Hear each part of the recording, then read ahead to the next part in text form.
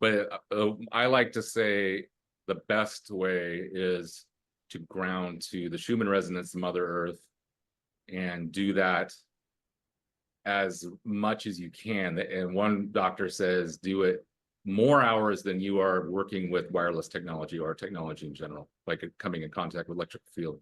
So grounding more, downtime, the 3Ds, distance, duration, and downtime, doing downtime where you ground, and then that's why sleeping systems, I was talking to earlier to Ed about that, like sleeping systems the best because you get 8 hours of that. But going back to men's health, yeah, all men are facing that with their gadgets and their work. A lot of work, people work on computers and are, I was talking to another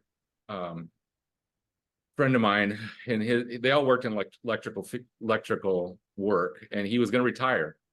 And so he goes, I don't want to retire because every time everybody that's retired from my work dies like the next year. Yeah. It was his neighbor, my friend's neighbor.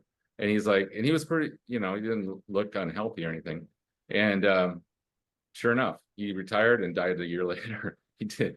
And it was like, and he was around, like, he was in the field, like that's what his job put him in that situation. It's a toxin, and it does change we're electrical beings, and that's what it messes with you, causes dis-ease. That's why I push that.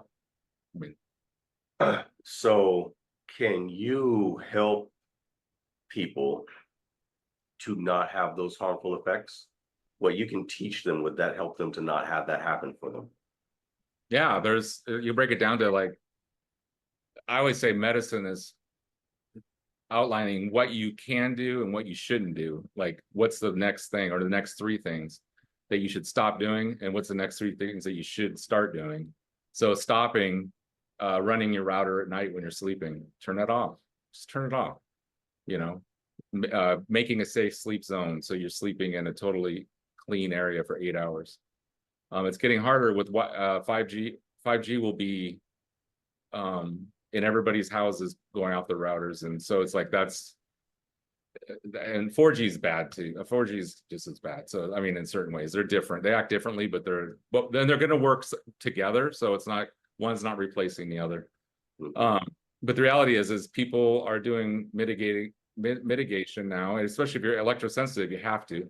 Which one thing is painting the walls, like making basically a Faraday cage out of your bedroom, and when you do that, then you can't be putting in. And then what you can put inside is positive, like good, like music that's the right, good frequency music,